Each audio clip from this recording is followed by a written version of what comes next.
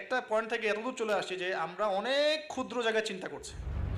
এই যে এক হাতে মোসাফা না দুই হাতে মোসাফা, আপনার এই সেই এইগুলা আপনার চিন্তাটাকে এত ছোট জায়গায় নিয়ে আসছে যে আপনি বড় করে এখন ভাবতেই পারতেছেন না।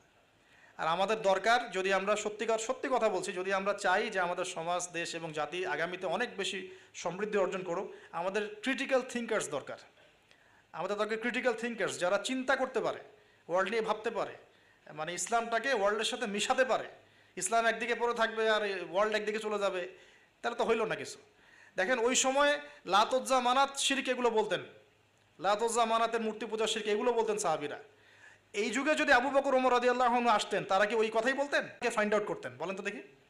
নিঃসন্দেহে তারা এই যুগের সাথে আপডেটেড থাকতেন।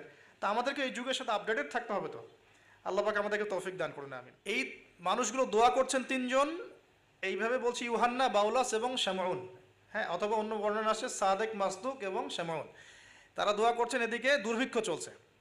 এখন জনগণ তাকে বলা শুরু করলো যে ইন্না তাতাইয়ারনা বিকুম, তোমাদেরকে আমরা এখন অশুভ মনে করা শুরু করেছি, তোমাদেরকে আমরা অশুভ অলক্ষণ মনে করছি। সূরা ইয়াসিন পড়ে দেখেন, আমরা তোমাদেরকে বলি না, কুলক্ষণ, অলক্ষণে এরকম কথা বলি না, তোমাদেরকে আমরা এখন অলক্ষণে মনে করছি।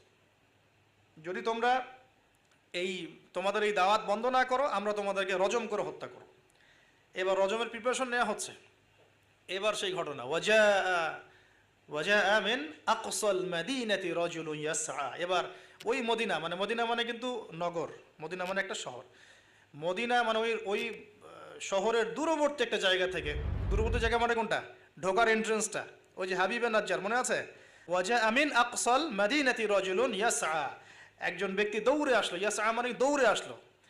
ইয়াসআ ক্বালা ইয়া কওমি ইত্তাবিউল মুরসালিন, দৌড়ে এসে তখন তার ওই ব্যক্তি কওমকে বলছে, হে আমার কওম, এই রাসূলদের অনুসরণ করো। সুবহানাল্লাহ। কোন ব্যক্তি এটা? তাহলে এখানে আমাদের যারা সাধারণ মুসলিম আছে, আমাদের শিক্ষা আছে তো নাকি?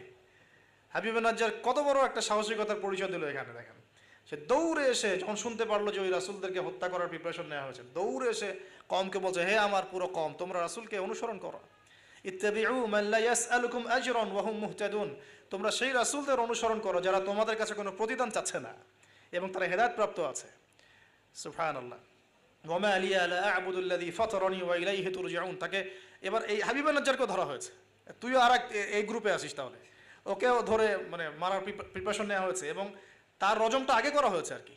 এই তাফসীর বলছে যে এই রজমটা আগে করা হয়েছে। শেষ পর্যন্ত এই রাসূলদেরকে হত্যা করা হয়েছে কিনা এটা আমি স্পষ্ট করে পাইনি, কিন্তু এই হাবিবে নাজ্জারকে যে হত্যা করা হয়েছে এটা স্পষ্ট করে পেয়েছে, একদম স্পষ্ট করে জালালাইনে আসছে এই জিনিসটা।